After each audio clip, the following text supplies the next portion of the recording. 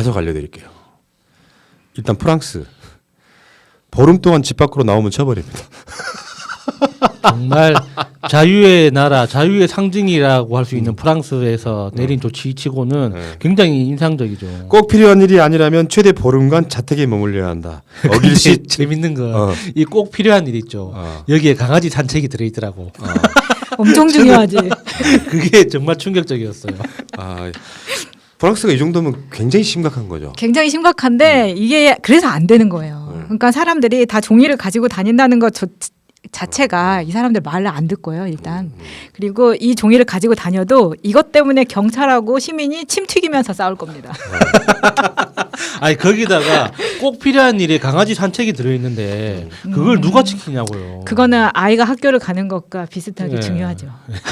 아니, 그래서 지금 그 공원으로 다 쏟아져 나와서 산책시키고 다 하는 것들이 다 그렇게 되어 있었는데 지금 이제 좀 더 강력하게 하겠다는 거잖아요. 그런데 혁명의 나라 프랑스 아닙니까? 왕이 하는 말 안 듣는 거예요. 아하. 그러니까 오늘 그 마크롱이 사실 그 선언문을 이야기를 그러니까 발표를 했거든요. 그러니까 그걸 이야기를 하면서 고등학교도 그 휴교령을 내렸어요. 그 마크롱의 선언을 기자회견을 고등학교에서 애들이 생방송을 보는 모습을 봤는데 일제히 휴교령이 떨어지자마자 아싸 막 신나는 거예요, 애들은. 아, 우리 딸내미가 그래. 4월로 연기되니까 좋아서 죽을라 그래. 애들 다 그런가 봐. 아이들은 그럴 수 있죠.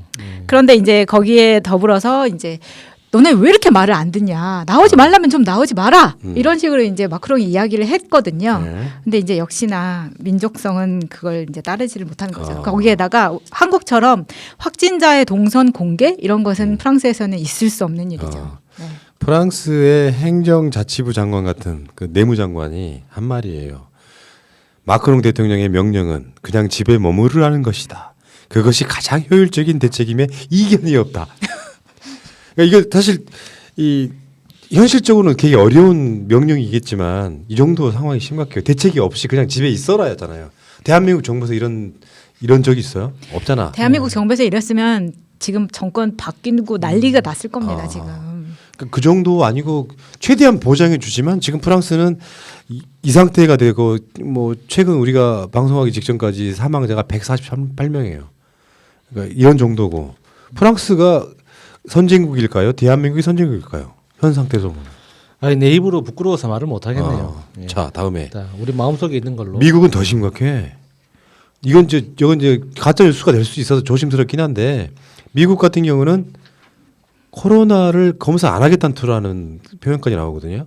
그냥 감기처럼 취급해서 확진자 안 늘리고 대선도 얼마 안 남았는데 잠깐만요. 기 좀 잡아고요. 내가 코로나다 이거. 아유 목 간지러워서 이제 그런 상황인데 어떤 경우는 뭐 외신 중에 일부는 그런 얘기 하더라고요. 이미 10만 명이 넘었다. 밝히지 않고 있다 이런 정도. 예. 그러니까 실제로 이 확진자와 사망자에 비해서 미국은 반응이 어마어마하게 심해요. 그러니까 사재기하고 난리가 났어. 우리가 뉴요커 하면 선진국의 상징이잖아요. 근데 뉴요커들이 이란 사람들이 비아냥거릴 만큼 가장 사재기가 심해.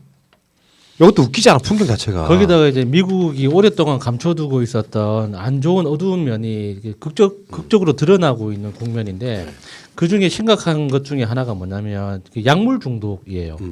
그러니까 마약 중독보다 훨씬 더 광범위한 개념인데 이 항생제나 그 진통제 있잖아요.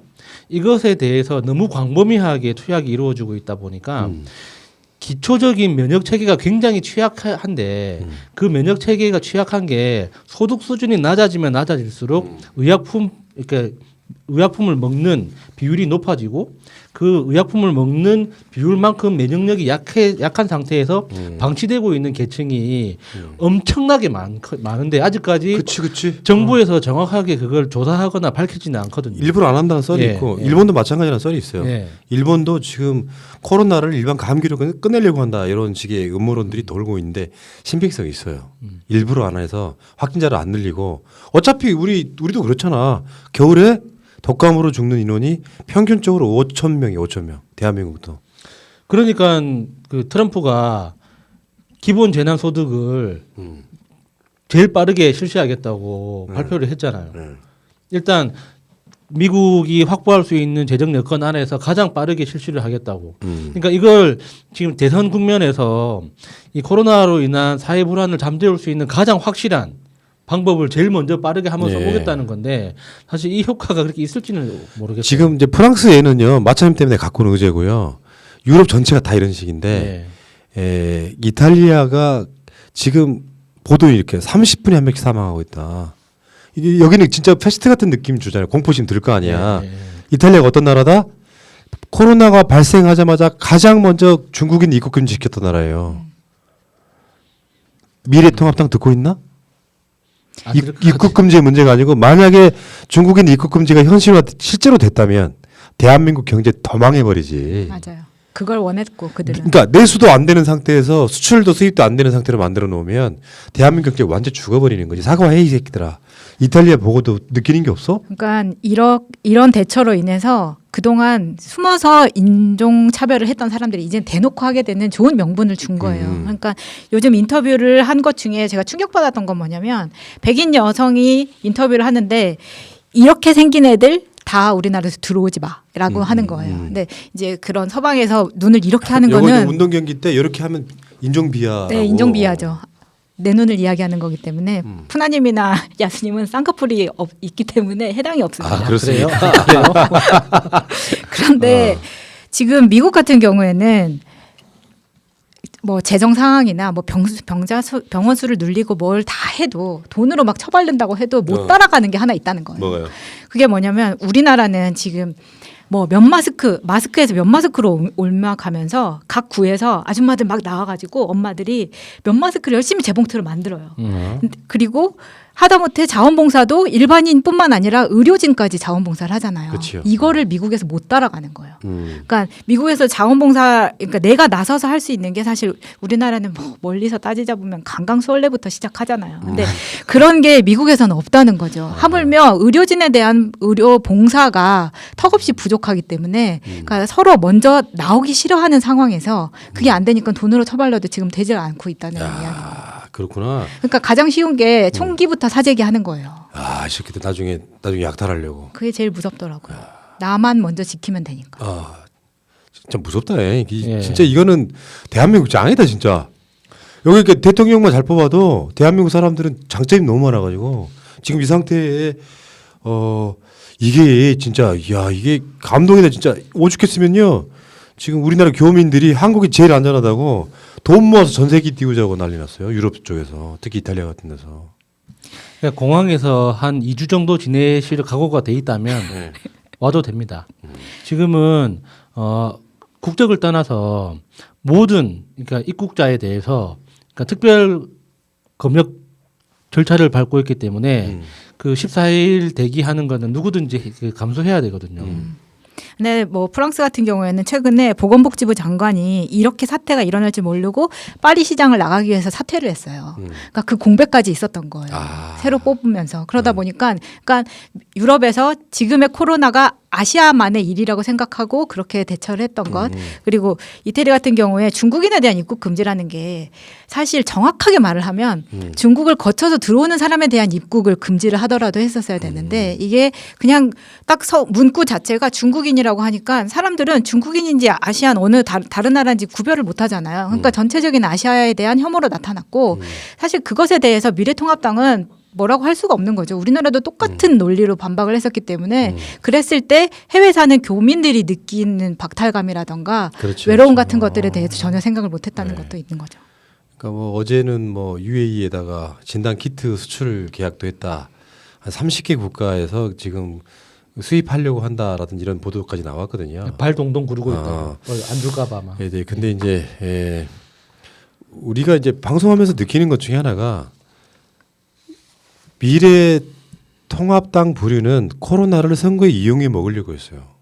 발목 잡고 중국은 입국 금지 왜 안 하냐, 마스크는 왜 없냐, 황교안 그 약국 앞에 줄 섰던 거 기억들 나시죠? 그런 짓거리 하면서 계속 생채기를 내려고 했으나 약국에 줄 서는 거 보면서요, 나는 반대로 느꼈거든. 이거를 슈퍼마켓 같은 데서 무조건 살 수 있게 하면 사재기 분명히 일어납니다. 그럼 누구 말처럼 주민센터에서 나눠줘라 하면 줄을 얼마나 길게 서야 될까요? 주민센터는 동해 하나밖에 없는데 이런 거. 그러면서 결국에는 뭐 나눠줄 수도 있는 거겠지만 또 무료로 나눠주면 또 어떤 다툼이 되기 때문에 최소한의 비용으로 일주일에 2장씩 나눠주는 형태. 이렇게 질서 있게 체계적으로 운영하는 나라가 없다고요. 대한민국이 지금 코로나가 중국 다음으로 많은 확진자가 나왔었지만 사재기 나온단 말이 없었잖아요. 예. 없었다고. 그러니까 이게 실제로 어떤 상황은 벌어질 수 있고 재난 상황이나 사고는 날 수 있어요. 그걸 대처하는 아까 김영곤 의원 이야기 중에 그런 얘기 나왔죠. 구제역, 다음에 조리독감. 매년 이명박근혜 때는 살처분하라고 바빴는데 지금 그 이야기가 없잖아요. 방역 체계 그리고 사스나 메르스나 뭐 이런 것들이 벌어졌을 때 그것을 교훈 삼아 가지고 계속 시스템으로 만들어가는 과정을 통해 가지고 전염병은 들어올 수 있어. 그건 어느 누구도 못 막아.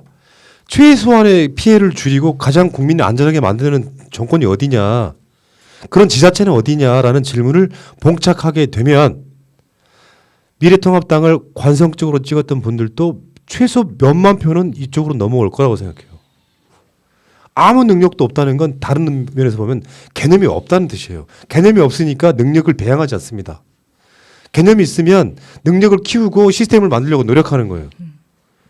그래서 나는 코로나를 이용해 먹으려고 했던 저 천벌받을 놈들이 이번 총선 때 심판을 받을 거라고 저는 확신해요.